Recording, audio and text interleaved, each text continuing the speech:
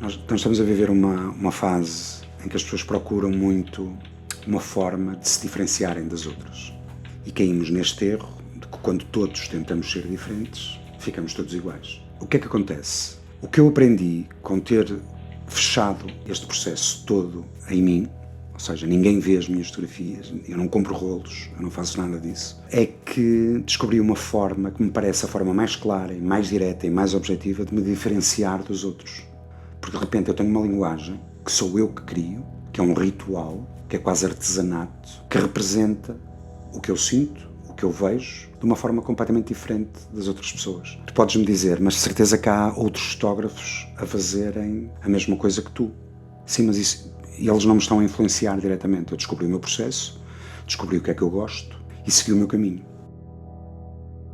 A fotografia tem um lado eterno. Se algum dia alguém quiser saber alguma coisa sobre mim, quem eu era, como eu sinto, como é que eu penso, como é que eu sonho, vai ter muito mais pistas no meu trabalho fotográfico do que alguma coisa que eu tenha deixado escrita ou filmada.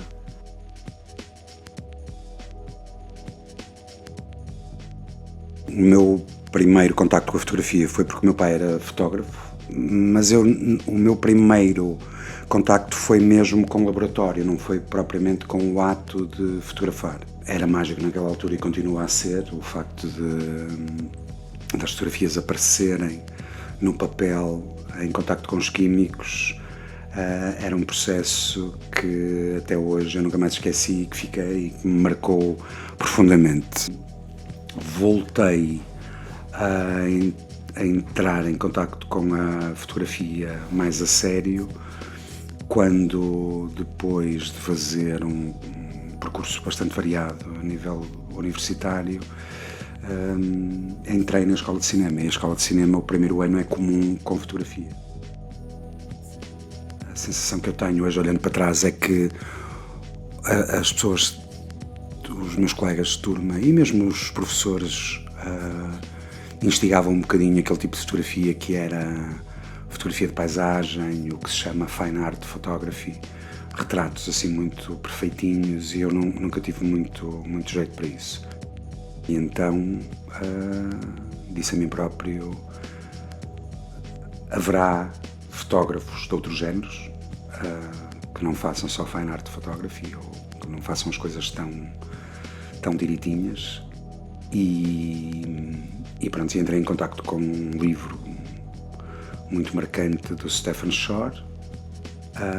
Quando me deparei com o trabalho dele, disse ok, dá para olhar de outra maneira para a fotografia, e comecei a fotografar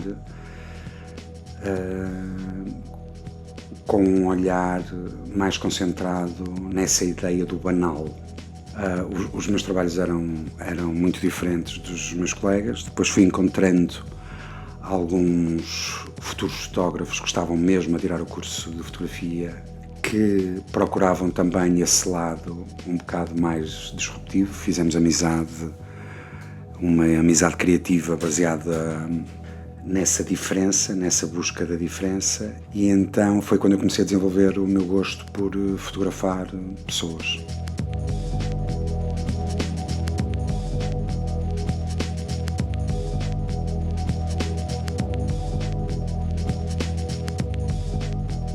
Há pessoas que são pontuação, são uma pausa no discurso. Há pessoas que são adjetivos, porque enriquecem algo que a cidade me esteja a dizer.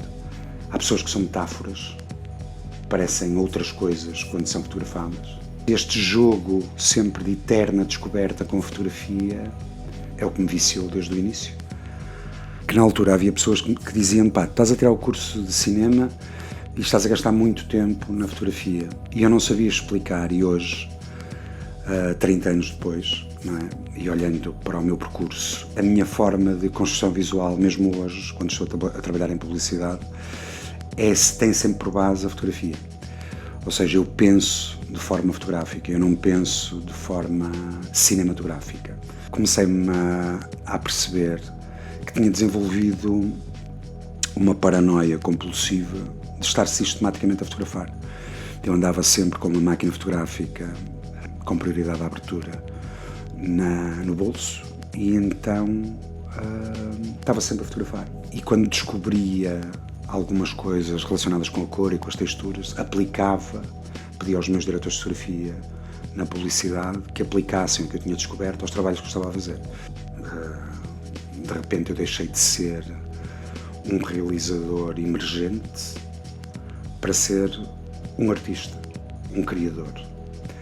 Portanto, na altura isto criou algum conflito. Os meus produtores na altura acharam que o facto de eu estar a personalizar tanto o meu trabalho que era redutor. Eu nunca achei. Eu na altura punha o meu trabalho público, tinha um site que partilhava e então deixei de o fazer. Tornei todo o processo mais íntimo, mais pessoal. Quando deixei de explorar a cor, tornei o processo todo muito mais pessoal. Montei um laboratório em casa e então fechei o processo. Continuei a fotografar compulsivamente, mas não o mostrava a ninguém. E isso foi absolutamente revolucionário. O processo de revelar os rolos, de carregar os rolos, de trabalhar na fotografia, esse lado todo manual e ritualizado da fotografia, me ajudava mentalmente, acalmava-me, retirava-me stress, ajudava-me muito no meu processo e até hoje me ajuda muito. Eu não te consigo dizer o que é que eu sinto quando fotografo. Sei-te dizer que sou melhor como pessoa a fotografar. Sou mais corajoso, sou mais frontal, sou menos complicado, sou menos inseguro quando tenho uma máquina na mão. Hoje, a forma como eu vivo a fotografia, não diria mais serena, porque eu continuo a fotografar muito.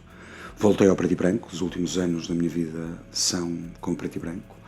Mostro o trabalho que vou fazendo, nomeadamente a transformação na cidade que vou fotografando e nas pessoas e tentar representar as pessoas. Dediquei-me um bocado assumidamente a street photography, a andar na rua, a tentar comunicar com a cidade.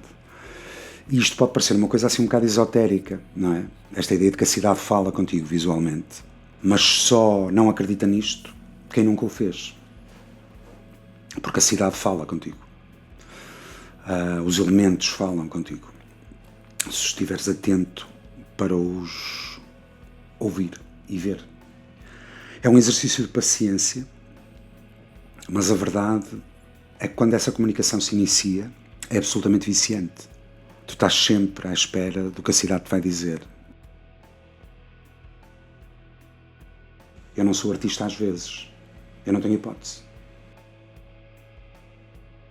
Se calhar o meu pai deixou-me esta semente fotográfica, e eu agradeço-lhe eternamente isso e outras coisas, mas eu acho que o importante é uma pessoa, quando sente estas coisas, de ter a coragem íntima de as assumir. Não precisa de as conseguir explicar aos outros, não precisa de a conseguir verbalizar na totalidade. Basta senti-la profundamente. E se tu sentes uma coisa profundamente, assume-a. Deixa-a crescer em ti. Estuda, trabalha, dedica-te. A minha técnica e o meu domínio fotográfico não vem só desta relação com a fotografia. Vem de muito estudo, muito tempo, de muitas desilusões a fotografar, mas também de muitas conquistas.